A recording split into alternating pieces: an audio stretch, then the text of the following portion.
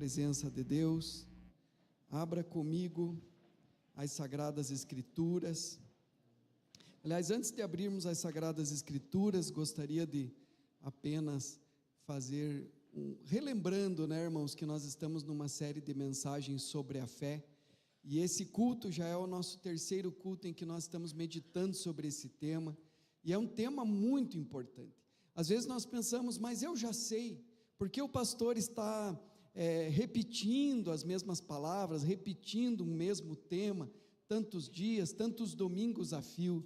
Irmãos, na realidade nós não devemos estar sedentos por coisas novas, por novidades espirituais. Não, meus irmãos, nós podemos já saber, porque a Bíblia Sagrada não é um livro apenas para nos ensinar, um livro apenas para nos instruir, mas especialmente um livro de aplicação. E é por isso que nós meditamos nas Sagradas Escrituras, não para aprendermos coisas novas. Até é um perigo, irmãos, quando nós temos comichão nos ouvidos, e a Bíblia diz isso. Lembrem-se que nos últimos dias os homens serão avarentos, jactanciosos, mais amantes de si mesmo do que amigos de Deus, mais amigos dos prazeres do que amigos de Deus, e terão comichão nos ouvidos, diz as Sagradas Escrituras, e se cercarão de mestres segundo as suas concupiscências. Ou seja, pessoas que falam aquilo que eles querem ouvir, novidades, coisas que muitas vezes nem estão em equidade com as Sagradas Escrituras, mas nós precisamos buscar ler a inerrante, poderosa, infalível, a eterna e a imutável palavra do Senhor nosso Deus, que é o conselho de Deus para nós. E por isso, irmãos, não nos cansamos de meditar nas mesmas palavras. Inclusive o apóstolo Paulo, ele fala isso: não me canso de falar as mesmas palavras para vocês, porque isso é segurança para vocês. Então nós precisamos meditar e nos aprofundarmos no que a Bíblia diz, no sentido de lermos a palavra e crermos que ela é o conselho de Deus para nós. Deus disse isso para Josué no capítulo 1, versículo 8: não pares de falar as palavras deste livro da lei, e de meditar nelas de dia e de noite, para que você tenha o cuidado de fazer tudo o que nela está escrito. Só então o teu caminho prosperará e você será bem-sucedido. Então nós meditamos de dia e de noite, por quê, irmãos? Por causa da aplicação, aleluia, e também por conta da fé. Nesses domingos passados nós aprendemos que a fé vem. Como que a fé vem? A fé primeiramente é um dom de Deus. Então quando nós buscamos em primeiro lugar o reino de Deus e a sua justiça, quando buscamos o Senhor concede o dom da fé. Aquela fé que é um fundamento, que é sólida, que é uma substância, uma certeza do nosso íntimo. Esta fé é testificada por Deus. Quando Deus fala a respeito de alguma coisa, irmãos, vai acontecer. E a fé também vem pelo ouvir, e o ouvir pela palavra de Deus. Por isso que esses ambientes espirituais do culto de domingo, quando você sai da tua casa, você já está manifestando fé. Vocês vieram aqui hoje por quê, irmãos? Porque vocês creem, e vocês saíram dos seus lares, fizeram esse movimento porque existe fé nos corações de vocês. Mas Deus quer aumentar a nossa fé, e um encontro com Deus sempre aumenta a nossa fé. Por isso que esses ambientes onde a palavra é pregada, onde nós nos reunimos como igreja, são tão importantes. O culto dominical, a nossa reunião nas conexões, são muito importantes, mas também fazermos aquilo que Jesus nos ensinou, entrar no nosso quarto, fechar a porta atrás de nós, e em secreto orarmos ao nosso Pai, que nos vê em secreto, e esse nosso Pai que nos vê em secreto, diz a Bíblia, nos recompensará. Ele responde às nossas orações, e tudo isso aumenta a nossa fé. Quando você pega a sua Bíblia, lê a palavra, medita na palavra, memoriza a palavra, aplica a palavra, se compromete com a palavra, a fé vem, e isso aumenta a nossa fé. Irmãos, nós aprendemos aqui nos cultos passados, que para Deus tudo é possível.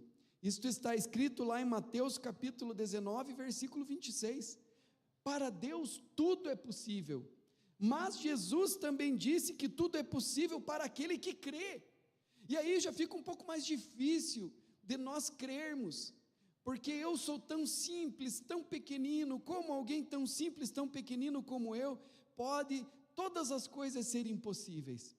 É porque cristianismo, irmãos, não é uma religião, cristianismo é um relacionamento com uma pessoa, com o Deus Todo-Poderoso, Criador dos céus e da terra, aquele que pode todas as coisas e que gerou e criou todas as coisas pela sua palavra. E quando nós temos uma vida de oração e ouvimos a sua palavra, essa fé vem, e nós entendemos que nós estamos nos relacionando com aquele que tudo pode. Então, tudo é possível ao que crê, porque ele tem um relacionamento íntimo, pessoal, com aquele que tudo pode. E isso é tão real, irmãos, e não é uma mentira, porque Deus não mente. A Bíblia diz que se existe uma coisa que é impossível para Deus, é que Deus minta. É impossível. A única coisa, na verdade, que é impossível para Deus, é que Deus minta. Deus não mente. E a palavra do Senhor revela Deus como meu Pai, como seu Pai, como nosso Pai. Jesus nos ensinou a orar: Pai nosso que estais nos céus. Então esse é o nível do relacionamento que Deus quer ter conosco, e é exatamente por isso que tudo é possível ao que crê. Nós não estamos crendo em alguém distante, não estamos crendo em qualquer um, mas estamos crendo no Deus vivo e verdadeiro, que é o nosso Pai, que é o teu Pai. Por isso que vale a pena orar, amém, irmãos, e crer em Deus. Diga para o irmão que está do seu lado: você crê no seu Pai? Aleluia! Isso é poderoso demais, amém, irmãos? E hoje, irmãos, nós vamos falar sobre por que devo valorizar a fé. Por que a fé é tão importante? Por que não podemos perder a nossa fé? Porque ela é um tesouro, porque ela vale tanto, porque ela é tão preciosa. Por que eu devo valorizar a fé? Na semana passada, o que nós compreendemos sobre o significado da fé, as coisas que a pastora Lu nos ensinou sobre vencer o mundo, as circunstâncias e também a cultura deste mundo, tudo isso já é suficiente para compreendermos o porquê devemos valorizar a fé. Mas nós queremos ir ainda além, queremos ainda pregar, irmãos, porque a fé é tão importante para nós cristãos.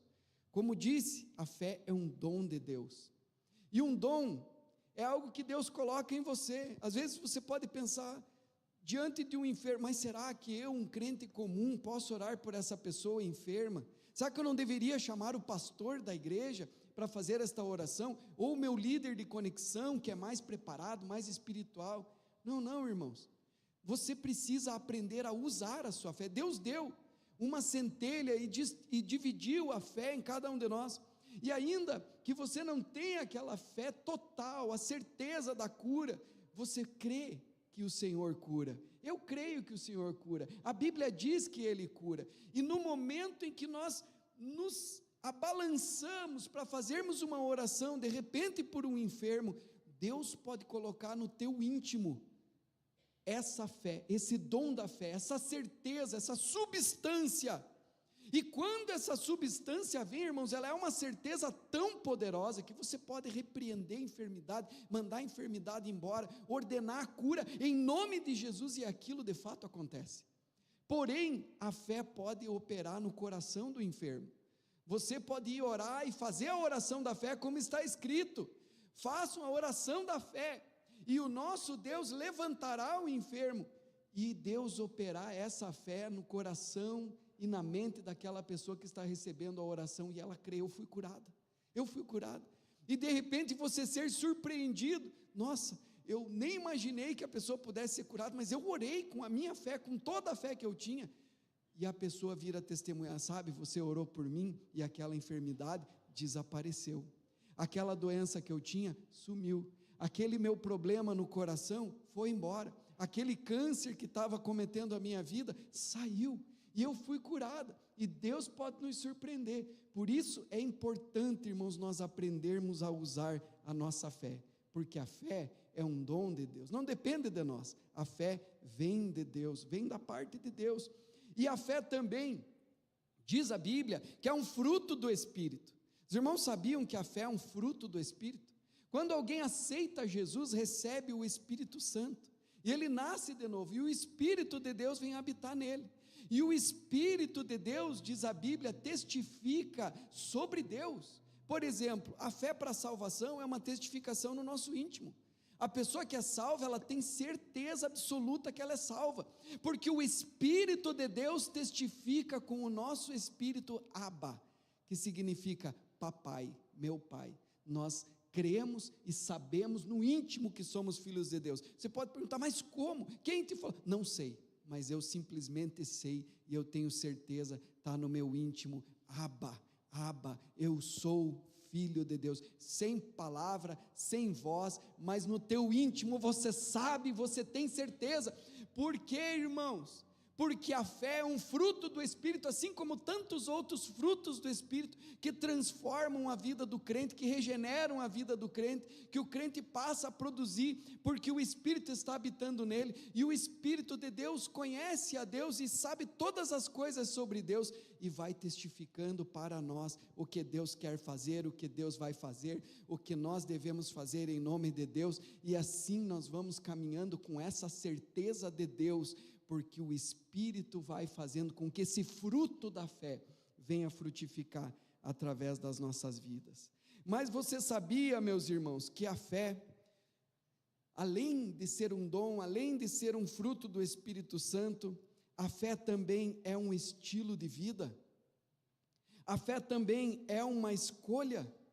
Pois a Bíblia diz, o crente viverá pela fé. E aí nós nos lembramos daquela palavra de Josué, que nós citamos aqui nos cultos passados, que havia uma cidade murada, Jericó, e Deus mostra essa cidade para Josué e diz, você vai possuir essa cidade, e Josué olha e vê uma cidade fechada, com muros altíssimos, e Josué olha para aquela cidade e ele diz, meu Deus, essa cidade tem muros muito altos, muros intransponíveis, ninguém entra, ninguém sai, mas Deus diz para Josué, está vendo essa cidade, Josué? Ninguém entra, ninguém sai, os muros são imensos, os muros são muito grandes, mas eu entreguei esta cidade na sua mão.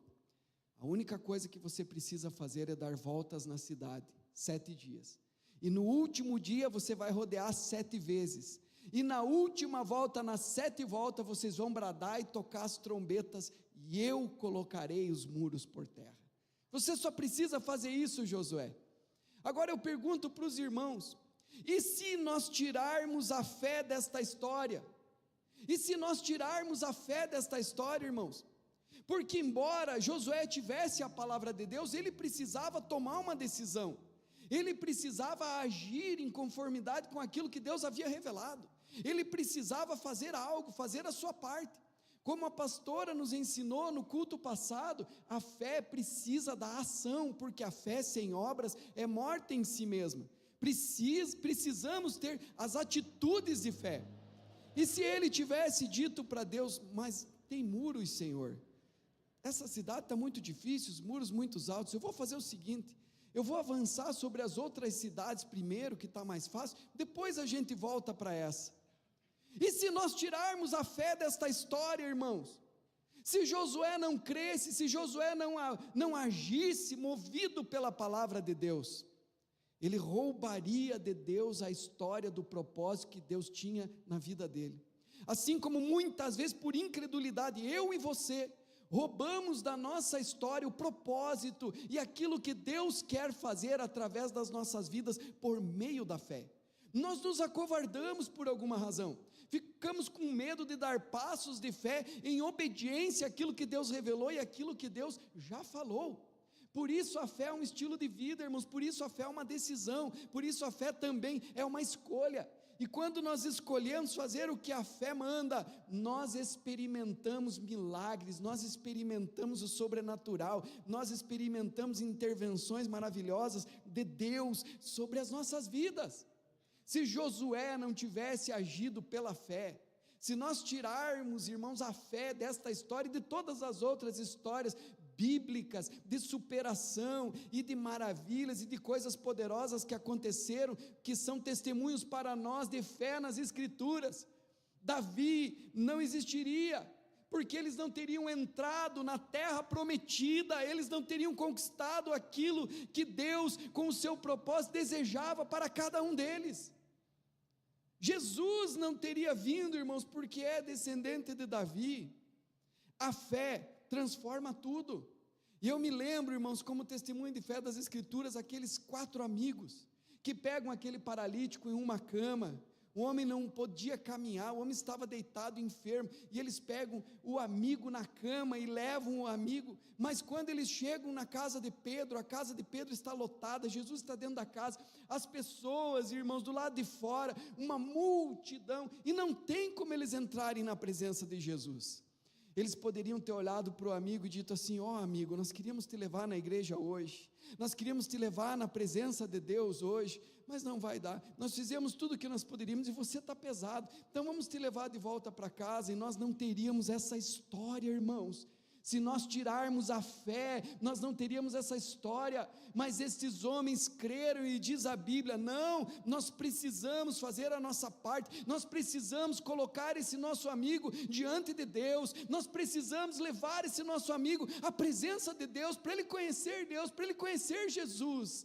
E eles subiram em cima da casa, tiraram as telhas, olha a fé, irmãos, olha a fé, tiraram o telhado e desceram com cordas o paralítico diante de Jesus, e esse homem foi curado para a glória de Deus, por causa da fé desses 4 amigos que o alçaram ali. Meus irmãos, a fé é poderosa. Se nós tirarmos a fé da história, aí não existe Bíblia, não existe este livro. Ou tire este livro e aí não existe fé na história. Não existe superação sem fé. Não existe vitória sem fé. Não existe sucesso sem fé. Não existe amor sem fé. Não existe, irmãos, uma vida plena e abundante sem fé. Na realidade, não existe vida sem fé. Porque tudo o que existe, nós entendemos, o universo e as coisas visíveis que foram criadas pela palavra de Deus, pela fé, nós compreendemos isso. E aí, meus irmãos, a Bíblia diz em Hebreus capítulo 11, versículo 6, na verdade tem 2 textos bíblicos que eu quero que vocês guardem no coração, e o primeiro é Hebreus capítulo 11, versículo 6, que diz que sem fé é impossível agradar a Deus. Talvez nós não nos atentamos para a força desta palavra. Aqui diz, meus irmãos, sem fé é impossível. Significa não tem nenhuma possibilidade, não tem jeito algum de sem fé alguém agradar a Deus. E todo crente verdadeiro, ele tem isso como princípio em seu coração, agradar a Deus. Ele quer fazer o que agrada a Deus. Ele busca sobre todas as coisas, antes mesmo das bênçãos para si, ele busca uma vida que agrada a Deus, ele quer agradar a Deus. Esse é o alvo de um crente verdadeiro, mas sem fé é impossível agradar a Deus. E o outro texto importante, irmãos, também de Hebreus, capítulo 10, versículo 38, diz assim: o justo viverá pela fé. Ou seja, é um estilo de vida. Tudo aqui reforça tremendamente a importância da fé. Ele diz para nós cristãos que só há uma maneira de andar com Deus, e é pela fé. Esses 2 versículos são a introdução do assunto que nós vamos tratar hoje, sobre a importância da fé. É esse o tema que nós queremos trabalhar nessa noite. Por que eu devo valorizar a fé? E aí vem o nosso primeiro ponto, irmãos. Por que eu devo valorizar a fé? Primeiro, porque é impossível viver uma vida espiritual sem fé. É impossível ser um homem, uma mulher de Deus, um homem espiritual sem fé. É impossível vivermos uma vida cristã, falando em outras palavras, uma vida cristã vitoriosa sem fé. É impossível. E nesse ponto eu quero contrapor aqui: vida vitoriosa, que é uma vida de fé, e vida de derrotas, que é uma vida de incredulidade. Vida vitoriosa e vida de derrotas. E a gente entende, irmãos, que o cristão ele precisa ter uma vida espiritual plena, uma vida cristã vitoriosa, e nós temos 3 inimigos que nós precisamos vencer. O primeiro inimigo é a carne, o segundo inimigo é o mundo, e o terceiro inimigo é o diabo. E contra esses inimigos da nossa alma, nós lutamos constantemente. E se quisermos ter uma vida cristã vitoriosa, nós precisamos ter fé. A pastora Lu trouxe para nós na semana passada. Esta é a vitória que vence o mundo, a nossa fé. E por que muitas vezes nós somos derrotados, irmãos?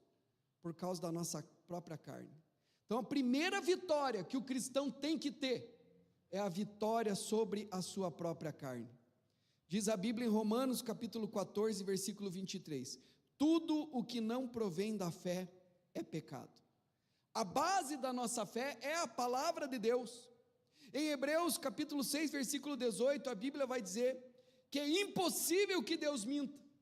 Portanto, as suas promessas, aquilo que Ele prometeu, gera em nós uma viva esperança, que é a âncora da nossa alma. Então a palavra de Deus, aquilo que nós esperamos, que Deus prometeu, que Deus falou, que Deus garantiu na sua palavra, sendo impossível que Ele minta, essa é a âncora da minha alma, é o que segura a minha alma. E a alma nossa o que quer, irmãos? A alma nossa é o que cobiça, o que deseja, o que se distrai, o que muitas vezes tem a propensão ao pecado, porque a Bíblia diz que a carne milita contra o Espírito e o Espírito contra a carne, porque eles se opõem. A inclinação da carne é pecado, mas a inclinação do Espírito é vida e paz, e a nossa carne, ela é inclinada ao pecado, e nós precisamos vencer a carne, irmãos, nós precisamos ter vitória sobre a nossa carne. E aí diz a Bíblia que ninguém nunca diga sou tentado por Deus, porque Deus a ninguém tenta. Nós somos tentados pela nossa própria concupiscência, aquilo que está dentro de nós, o nosso desejo carnal, e a nossa concupiscência, o inimigo vem, coloca a isquinha ali, sim, é verdade, o tentador, ele existe, e ele faz isso, ele nos tenta na nossa carne mesmo, e todo pecado é na carne, irmãos, e toda tentação ao pecado é na nossa carne, e a Bíblia diz que a concupiscência dá à luz o pecado, e o pecado sendo consumado gera a morte, morte espiritual e depois morte eterna. E é assim, quando você está lá navegando na internet e de repente vem aquela concupiscência, e a concupiscência dá luz ao pecado, e o pecado sendo consumado gera a morte. A Bíblia diz isso, irmãos, que no mundo, tudo que há no mundo, a concupiscência da carne, concupiscência dos olhos e soberba da vida, mas o mundo passa e a sua concupiscência, mas aquele que faz a vontade de Deus, permanece para sempre. Se nós ancorarmos a nossa alma na palavra de Deus, nas promessas de Deus, nós permaneceremos para sempre. Por isso, irmãos, você precisa vencer a carne. O inimigo tem enganado as pessoas, o inimigo tem colocado, e às vezes a gente até vê adesivos em carros, aqui em Caçador até eu não vi, mas fora daqui eu já vi, dizendo assim, eu mereço ser feliz.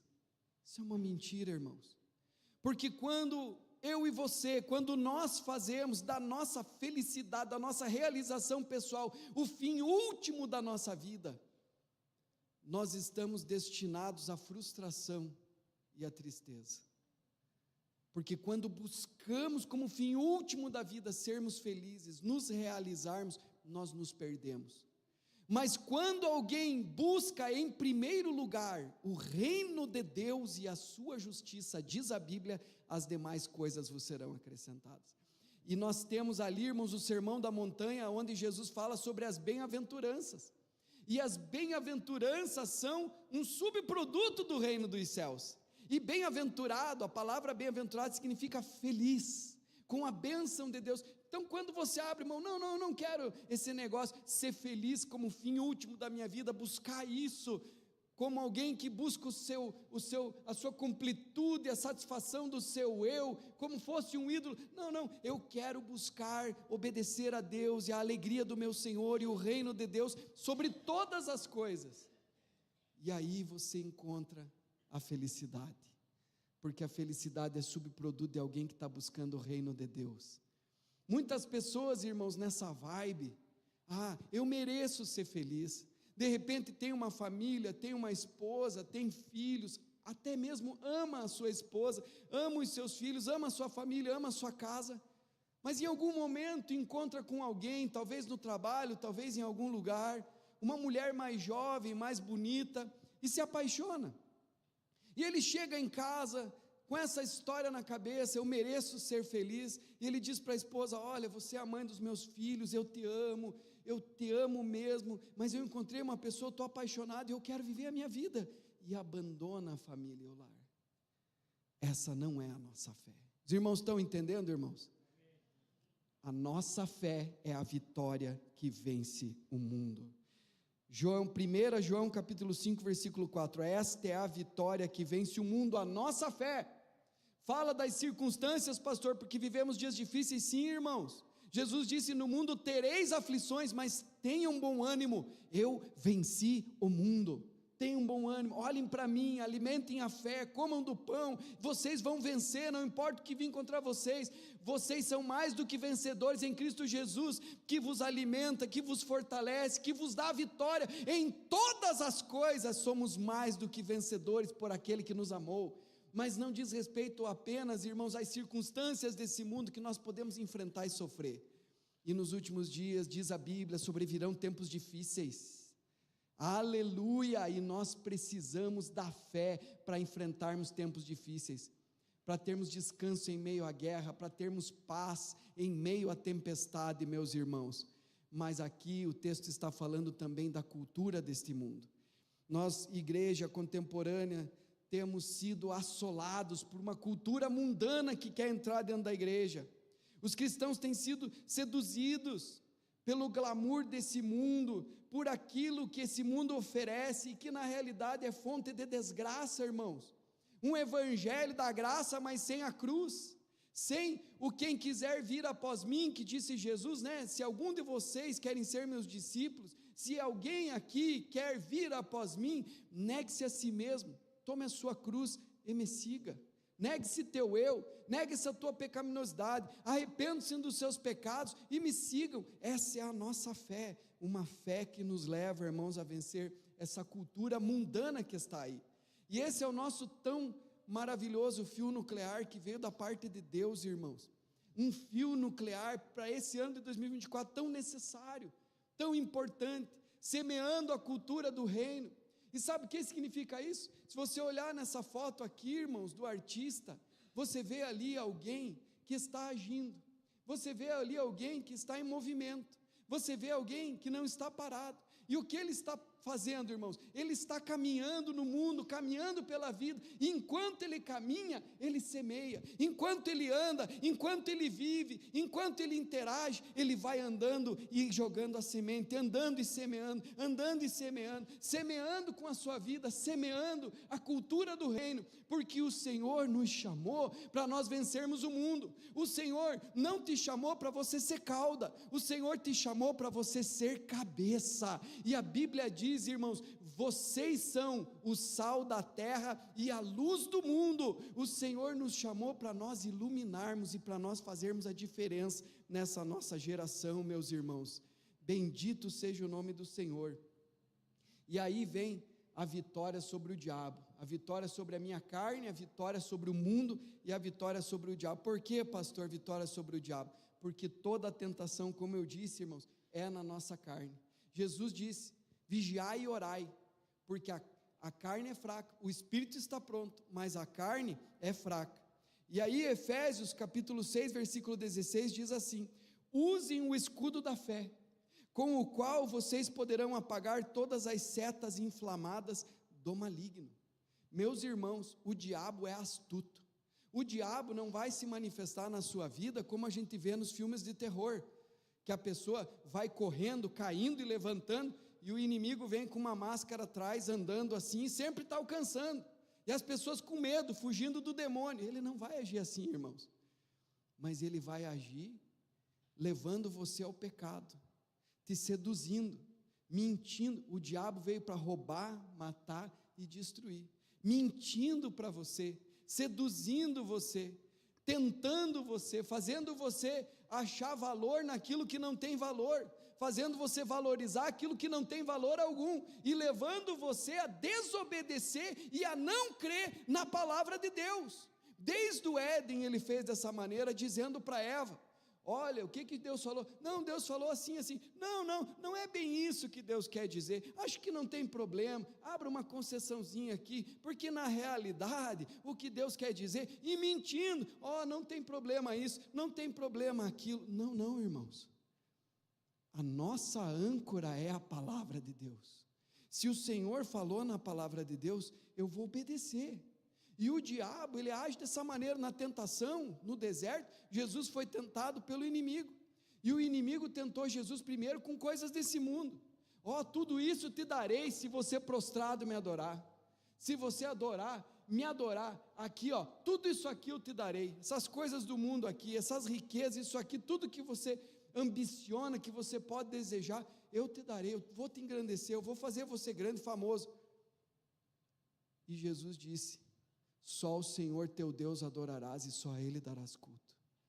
Jesus usou o escudo da fé, que é a palavra de Deus, para vencer o diabo, irmãos. Levante o escudo da fé, se proteja com a palavra de Deus, obedeça e se submeta à palavra de Deus. É o que a Bíblia diz: resisti ao diabo, sujeitai-vos, pois, a Deus, obedeçam, pois, a Deus, e resistam à tentação do diabo, e ele fugirá de vós. Eu não sei, irmãos, por que o demônio foge, por que o demônio fica com tanto medo, quando ele lança uma tentação na vida do crente, o crente é provado pela tentação maligna, mas o crente se sujeita a Deus, obedece a Deus, vence a carne, vence o mundo e vence Satanás. Eu só sei de uma coisa: ele fugirá de vós. Diga para o irmão que está aí do teu lado: ele fugirá de vós, irmão. Sujeitai-vos a Deus, resisti ao diabo e ele fugirá de vós. Aleluia! Como que nós vencemos o inimigo, pastor? Olhando para a palavra de Deus, levantando o nosso escudo da fé, que é a palavra de Deus. E o diabo também vem com caraminhola, irmãos, na identidade, veio com isso para Jesus. Ora, o próprio Filho de Deus encarnado, e chegou o diabo lá: se tu é o Filho de Deus, se tu é o Filho de Deus, disse ele, manda essas pedras, transformem em pães. Jesus não precisava provar nada de identidade, nada, irmãos. E o diabo vem mentir para você: você é um coitado, você não pode nada, você é um miserável, você é um pecador, você não foi perdoado. Que isso, o que a Bíblia diz, irmãos? Eu sou o que a Bíblia diz que eu sou, eu posso o que a Bíblia diz que eu posso, e eu tenho o que a Bíblia diz que eu tenho. Aleluia! E Jesus disse para ele: olha aqui, demônio, não tenho que te provar nada, nem só de pão viverá o homem, mas de toda palavra que sai da boca de Deus. O que me importa sobre a minha identidade, sobre a minha vida, é o que a Bíblia diz. Aleluia! E é nessa fé que eu ando. Por isso diz a Bíblia, lá no texto de Joel, irmãos: digo fraco, sou forte. Transforme as vossas lâminas de arado em espada, e se levantem guerreiros. Deus quer levantar um exército, irmãos. O que significa isso? Transformem suas lâminas de arado. Ele está dizendo: ressignifiquem a vida, ressignifiquem o trabalho, que o campo missionário de vocês seja o trabalho de vocês, aonde vocês atuam no mundo seja a plataforma missionária de pregação, de lançar a semente do evangelho e da cultura do reino. Sejam o sal da terra e a luz do mundo. Não tenham vergonha de mim, confesse o meu nome diante dos homens, e eu confessarei o nome de vocês diante de meu Pai que está nos céus. Mas se algum de vocês se envergonhar de mim na terra, de compartilhar com um amigo, de compartilhar com um patrão, de compartilhar com uma autoridade a fé que vocês têm, eu me envergonharei de vocês nos céus, diz o Senhor. Misericórdia, irmãos. Então, meus irmãos, fica muito claro porque eu devo valorizar a fé. O ponto 1, nós vimos: porque é impossível viver uma vida espiritual, uma vida cristã vitoriosa sobre a carne, o mundo e Satanás sem fé. O ponto 2, porque é impossível experimentar toda a plenitude de Deus sem fé. Sem fé você não vai experimentar a plenitude de Deus. E aí a gente contrapõe aqui vida plena e vida medíocre. Como crente, irmão, se você usar a fé, aprender a usar a sua fé, você pode viver uma vida plena. Mas se você não usar a sua vida, a sua fé, você vai viver uma vida medíocre. E a maioria dos cristãos é como aquele mendigo espiritual, está diante do banquete, mas está mendigando as coisas para Deus. O que a Bíblia ensina a respeito disso, irmãos? Como nós podemos experimentar a plenitude de Deus? Primeiro, não sendo confundidos. A palavra de Deus fala sobre isso em Romanos 10:11. Todo aquele que nele crê não será confundido. Sabe por que as pessoas não sabem para onde vão, ficam confusos, decisões a tomar, ficam doidos, ficam remoendo, ficam se entristecendo? Porque não ancoram a sua fé na palavra, irmãos, e ficam ali se desgastando com uma coisa que Deus já disse: largue mão disso aí, o caminho aqui é outro, o caminho aqui eu vou te dirigir, eu aplano os caminhos, eu endireito as veredas, é isso que diz o Senhor. O Senhor nos dá um caminho no deserto, irmãos, e a Bíblia diz que aquele que olha para o Senhor, o seu rosto, o seu semblante não ficará confundido, porque se tem uma coisa que Deus gosta de fazer, é dar direção para aqueles que o buscam. Essa é a oração do Pai Nosso, irmãos. Senhor, reina na minha vida, seja o meu rei, o meu Senhor. Qual que é a tua vontade aqui? Eu continuo insistindo aqui nesse negócio aqui, nessa minha obstinação, ou o Senhor tem outro direcionamento? Porque eu quero te obedecer, Pai. Eu não quero que seja feita a minha vontade a todo custo. Ó Deus, é assim que o Senhor ensinou a orar, irmãos? Ó meu Deus, Pai nosso que estais nos céus, seja feita a minha vontade, Pai, a minha, Senhor, aqui na terra, Pai amado, aqui na terra, a minha vontade, Senhor. Aí no céu eu sei que é a tua, mas é assim que Ele ensinou, irmãos? Não é. Então reconsidere algumas coisas, veja o que o Espírito está falando, para você não perder tempo e não perder o propósito que Ele tem com a tua vida, irmãos, porque os planos do Senhor são planos de paz, planos de bem, para dar a você o fim que você deseja.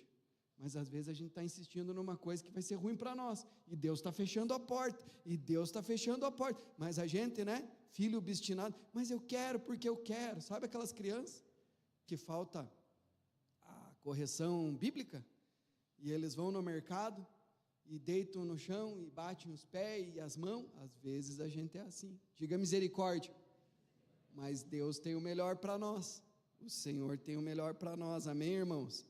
Diz a Bíblia: transformai-vos pela renovação da vossa mente, para que vocês experimentem qual seja a boa, perfeita e agradável vontade de Deus. Como, irmão, que a gente vai viver essa vida plena de Deus? Irmãos, encontrando descanso para a alma, nós porém cremos e entramos no descanso, Hebreus 4 versículo 3, Salmo 91, aquele que habita no esconderijo do Altíssimo, a sombra do Onipotente descansará. Para que ficar ansioso, irmãos? Diz o texto sagrado também em Filipenses 4, 6 e 7, não andem ansiosos por coisa alguma, mas em tudo, pela oração e pela súplica, com agradecimento. E eu digo, irmãos, isso é coisa de crente. Sabe aquelas músicas antigas dos crentes pentecostal?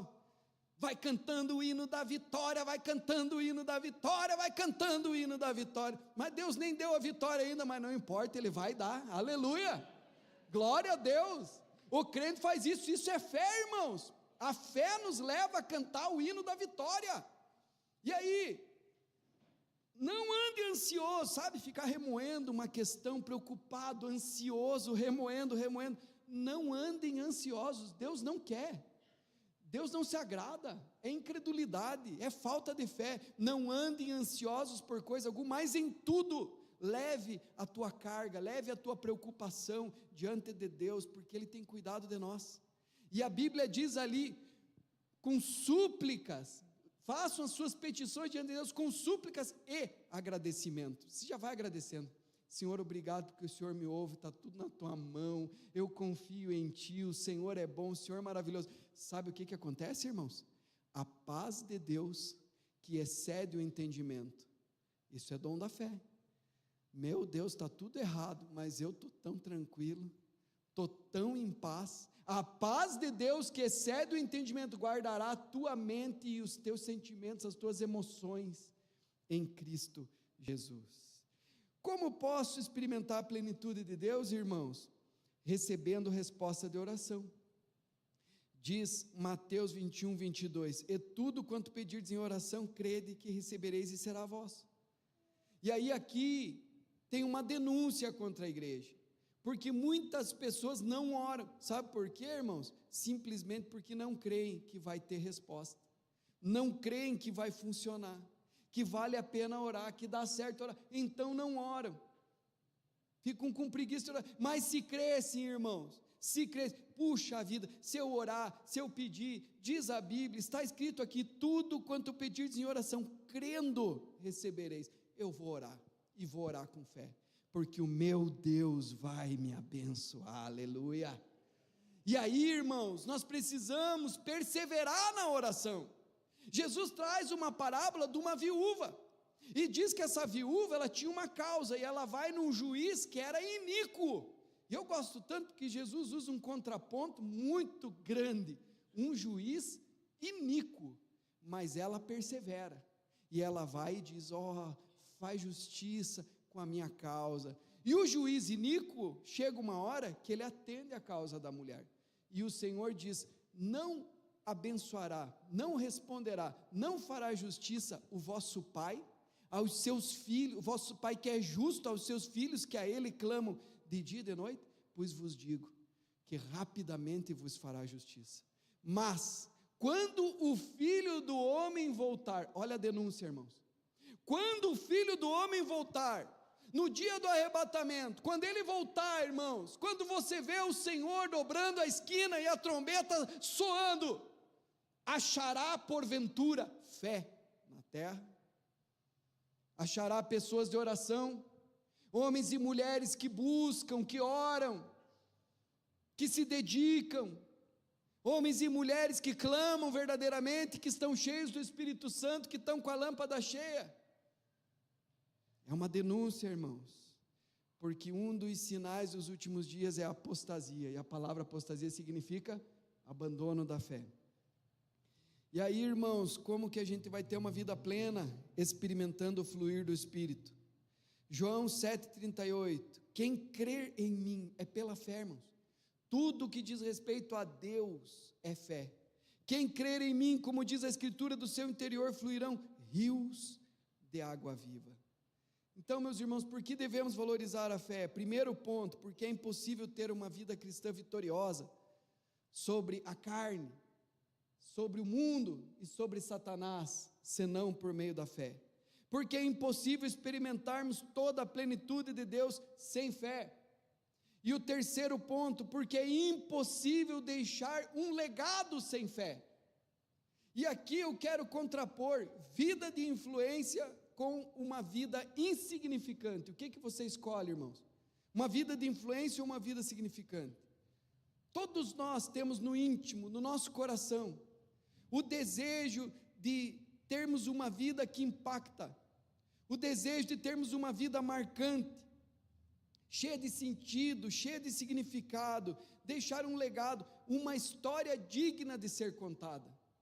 Todos nós nos maravilhamos com as histórias dos grandes heróis da fé, e admiramos, irmãos, e nós também queremos que a nossa vida não seja inútil, mas que a nossa vida seja uma vida com propósito. Porém, muitas vezes as pessoas se acomodam na vida, pensam assim, não, o meu comodismo, a minha segurança, a minha tranquilidade é o mais importante, eu não quero me incomodar, não quero me envolver com gente, com igreja, com obra de Deus, quero ficar aqui na minha casa, assistindo o meu filme, a minha série, comendo minha pipoquinha, está tudo certo, está tudo bem. Para que serve uma vida dessas mesmo, irmãos? Pergunto para vocês, para que serve? Qual é o legado? Se você não quer se incomodar, se você não quer fazer nada, se você não quer pegar no arado, se você não se disponibiliza, pastor, eu quero ser um líder de conexão aí, eu quero ser um obreiro, eu quero crescer na minha vida espiritual, eu quero fazer a obra assim, eu quero evangelizar, eu quero ser esse semeador que anda. E a Bíblia diz, é fácil, irmãos? Não é fácil, dá incômodo, dá problema, claro que dá problema, irmãos, Por isso diz a Bíblia, aquele que anda levando a poderosa semente, semeando, ele anda muitas vezes gemendo e chorando, semeando, gemendo e chorando, mas esse que sai semeando, gemendo e chorando, diz a Bíblia, voltará com alegria, trazendo na mão os seus feixes, aleluia, e a esse o Senhor dirá, vinde bendito de meu Pai, porque no pouco você foi fiel, sobre o muito eu te colocarei, aleluia. Então vale a pena, irmãos, vale a pena o serviço, vale a pena a renúncia, vale a pena fazer a obra de Deus, vale a pena colocar o ombro no arado, isso tudo vale muito a pena. E como que nós podemos fazer isso, pastor? Primeiro, influenciando a sua família, crendo, é tudo por meio da fé, irmãos, diz a Bíblia em Atos 16:31, creia no Senhor Jesus e serão salvos você e a sua casa. Isso aconteceu, irmãos, lá quando eles estavam presos, Paulo e Silas, e em oração e louvor, adoração, as cadeias caíram por terra, o carcereiro ficou muito assustado, meu Deus, os presos que estavam sob o meu cuidado, na minha responsabilidade, onde eles estão, e ele foi para se suicidar, e Paulo disse, calma, amigo, estamos aqui, meu Deus, vocês estão aqui, o que aconteceu? É o poder de Deus. Que Deus é esse? Esse é Jesus, o Filho de Deus. Eu quero esse Jesus. Creia no Senhor Jesus e será salvo tu e a tua casa, aleluia. Você pode influenciar a sua casa, nós podemos exercer grande influência, irmãos, sobre os que estão ao nosso redor, e isso é por meio da fé. Abraão, por meio da fé, diz Romanos 4, versículo 18, Abraão, contra toda a esperança, em esperança creu, tornando-se assim pai de muitas nações. Nós somos a continuidade, porque a Bíblia diz que os da fé que são filhos de Abraão. Então eu e você somos filhos de Abraão, somos herdeiros e somos filhos da promessa, irmãos, porque um homem creu em Deus, muitas coisas aconteceram, irmãos. Essa é a nossa fé. Quando Davi restaurou o templo na cidade de Jerusalém, e ele restaurou o templo, e ele chamou os levitas, e ele restaurou a adoração no templo, e a proclamação da palavra de Deus, ele tinha um propósito, santificar o povo, e ensinar para o povo, a cultura do reino, aqui nesta cidade, essa é a nossa cultura, aqui nesta cidade, essa é a maneira que nós vamos viver, aqui, o jeito de nós vivermos, de nós tratarmos, o nosso caráter, é o caráter celestial, é do céu, Jerusalém é a cidade de Deus, é assim que nós vamos viver, com esse propósito Davi restaurou a adoração, irmãos, Jesus fez isso e está fazendo até hoje, através do seu ide, da grande comissão, ele disse, ide por todo o mundo, pregai o evangelho a toda criatura, quem crer e for batizado será salvo, quem não crer será condenado, e estes sinais seguirão os que creem, e ele disse lá em Mateus também, ide, pregai o evangelho em todas as nações, façam discípulos de todas as nações, ensinando-os a guardar todas as coisas que vos tenho ordenado, façam discípulos, ensinando-os a guardar todas as coisas que vos tenho ordenado, e eis que estou convosco todos os dias, até a consumação dos séculos, aleluia, essa é a cultura do reino, irmãos, realizando obras maravilhosas, o Senhor faz obras maravilhosas através de nós, João capítulo 14, versículo 12, aquele que crê em mim, fará também as obras que eu faço, e outras maiores fará, mas tem um perigo, irmãos, o perigo da incredulidade, e a Bíblia diz assim, irmãos, que não haja em vós um perverso, ele chama de perverso, coração de incredulidade, que vos afaste do Deus vivo, que não haja em vós um perverso coração de incredulidade, que vos afaste do Deus vivo. E aí nós nos lembramos, irmãos, da palavra de Mateus capítulo 3, versículo 58, que diz assim, e não realizou muitos milagres ali, por causa da incredulidade deles. O texto está claro, irmãos, por que em Nazaré na sua cidade natal, Jesus não pôde realizar muitos milagres ali, por causa da incredulidade deles. A incredulidade tem consequências nefastas nas nossas vidas, irmãos. Jesus tinha saído do deserto no poder do Espírito Santo. Ele foi para Cafarnaum, diz a Bíblia que ele curava todos, que ele fazia milagres, sinais, prodígios e maravilhas. Mas quando ele chega em Nazaré, as pessoas ali da cidade natal, onde ele cresceu, olhavam para ele e diziam assim: esse aí não é o Jesus? Não é aquele menino que cresceu aí? Esse aí é o Jesus ali, o filho do carpinteiro lá. E não creram. E por causa da incredulidade, que não haja, irmãos, nas nossas vidas um perverso coração de incredulidade, porque a incredulidade tem consequências terríveis. E nós lembramos também do povo de Israel no deserto.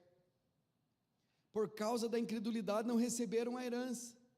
Hebreus capítulo 3, versículo 19 diz assim: vemos assim que por causa da incredulidade não puderam entrar. Eles chegaram ali, irmãos, só passar o Rio Jordão, Jericó já estava na frente. Moisés manda 12 espias, voltaram os espias, 10 dos espias deram um testemunho de incredulidade. Sim, a terra é boa, é exatamente como Deus falou, mas tem um problema, nós não conseguimos entrar lá, porque os homens que habitam nessa terra são gigantes, o problema é muito grande, o problema é maior que nós, Deus nos abandonou, nós deveríamos voltar para o Egito, Deus quer que a gente vá lá morrer, porque quando a gente olha para aqueles gigantes, aos olhos deles nós somos como gafanhotos, e nós mesmos aos nossos próprios olhos diante deles, nos vemos como meros gafanhotos. Incredulidade, irmãos.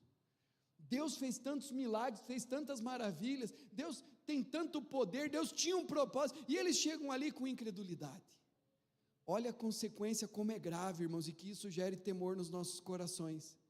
Deus diz para toda aquela geração ali, os mais velhos, os que saíram do Egito, não os que nasceram no deserto, mas os que saíram do Egito, que estavam ali os mais velhos, vocês líderes, voltem para trás, vocês vão caminhar no deserto. E o povo ficou assim, o povo ficou perdido, desorientado, sem direção, e eles ficaram caminhando em círculos, rodeando, uma vida assim, uma vida assim, mais 40 anos, uma vida de incredulidade, mais 40 anos andando em círculos, sem produzir algo para Deus, sem fazer nada para Deus, sem produzir aquilo que Deus queria como propósito na vida deles, até que eles morressem.